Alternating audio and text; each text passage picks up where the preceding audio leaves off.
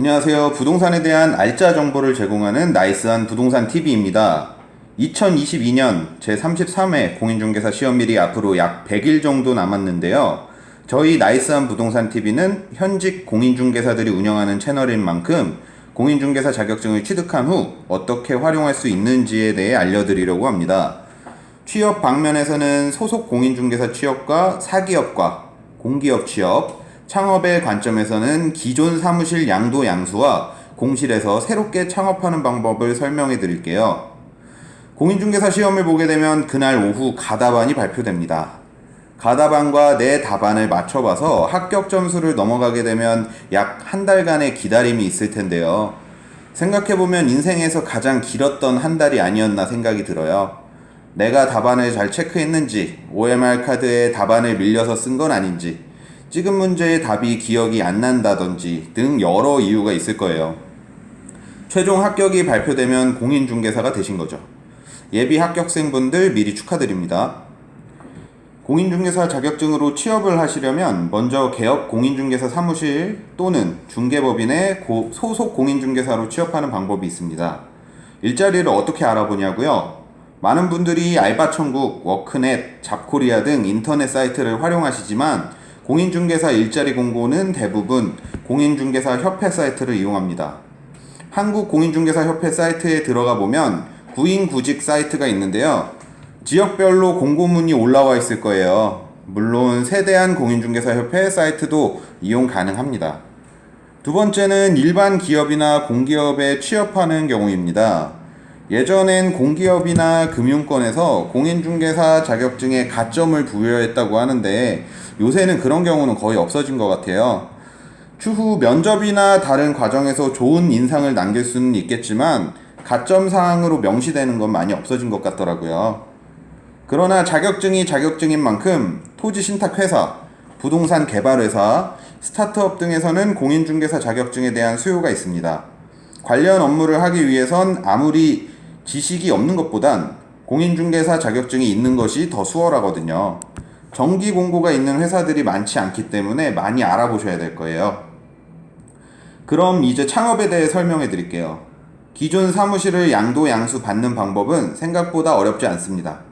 선배 공인중개사를 끼고 거래하기 때문이죠. 선배 공인중개사분들이 사무실 양도 양수에 필요한 것들을 모두 챙겨줄 거예요. 그래도 절차를 미리 알아놓는다면 좀 더 수월하겠죠?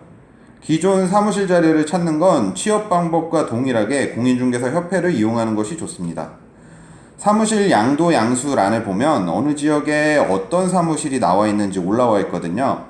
권리금과 임대 조건을 확인하고 계약서를 작성하게 되는데요. 권리금엔 손님 명단과 전화번호, 사무실 집기 등이 포함되어 있고요. 잔금 전까지 사무실에서 일을 배울 수 있는 조건도 있어요. 이때 권리금 계약서에 반경 일정 거리 안에 부동산 사무실 개업 및 근로를 금지하는 조항을 꼭 넣어야 합니다. 권리금을 주고 손님 명단까지 다 받았는데 그걸 쏙 빼가서 다른 데다 오픈하는 불상사를 막아야 하기 때문이죠. 이렇게 계약서를 작성한 후 개설 등록을 하러 가야겠죠?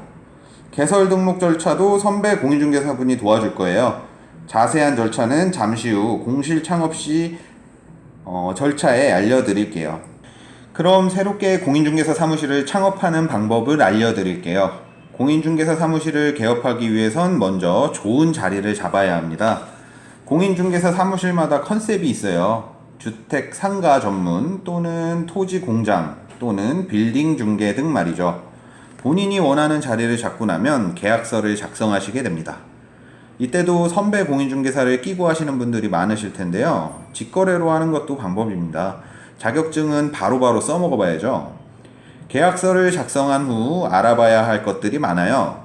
간판 및 사무실 인테리어, 지역 중개 플랫폼, 인터넷 광고, 전화번호 설정 등이 있어요. 저는 사무실 오픈을 준비하면서 전화번호 설정과 인테리어에 굉장히 많이 신경 썼거든요. 통상 계약부터 잔금까지 짧으면 1, 2주, 길면 한 달 정도인데 시간이 모자랄 정도였어요. 잔금을 하고 나면 이제 인테리어 공사를 들어갈 수 있어요. 짧으면 이틀, 길면 일주일이면 완료될 겁니다. 그동안 저희들은 개설 등록을 하러 가야죠. 그 전에 실무 교육 혹은 연수교육은 꼭 들어놓으셔야 됩니다. 임대차 계약서, 공인중개사 자격증, 실무교육 수료증, 사진 2장, 신분증, 등록할 인장을 챙겨서 담당 구청이나 시청에 토지정보과 혹은 담당 부서에 방문하시면 개설 등록 신청서를 작성하게 될 거예요. 그럼 담당 부서에서 절차에 따라 서류를 제출하고 개설 등록비를 2만 원 납부하게 되죠. 심사가 종료하면 결과를 통보해 줄 거예요. 결과가 통보되면 보증보험을 가입해야 되는데요. 이때 서울보증 또는 협회의 보증제도를 이용할 수 있는데 둘 중 하나만 설정하시면 됩니다.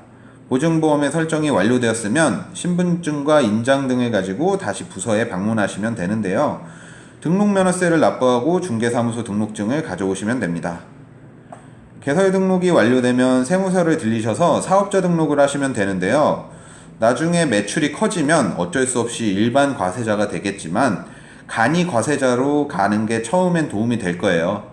사업자 등록까지 완료되셨으면 이제 개업에 필요한 사항은 모두 마치게 되는 겁니다. 이젠 명함에 대표 공인중개사라고 이름이 들어가게 되는 거죠. 자격증을 막 땄을 때가 생각나네요. 뭐든지 다 할 수 있을 것만 같았죠. 시간이 많이 지나다 보니 현실의 벽에 가로막혔던 적도 있고 큰 보람이 있었던 적도 있었고 노력한 결실이 나온 적도 많았습니다. 가장 큰 보람은 공인중개사로 일하면서 부동산에 대한 지식과 경험이 많이 늘어서 이젠 그릇된 정보는 구별할 수 있다는 점이죠. 눈앞에 있는 자격증 시험에 몰두해서 자격증을 취득하고 그 후의 인생도 자격증 취득할 때처럼 열심히만 한다면 원하는 건 어떤 일이든 성취할 수 있을 거라 생각되네요. 오늘은 여기서 영상 마칠게요. 영상 시청해주신 분들 알짜 부동산 정보 얻어가셨기를 바랍니다. 지금까지 나이스한 부동산 TV였습니다.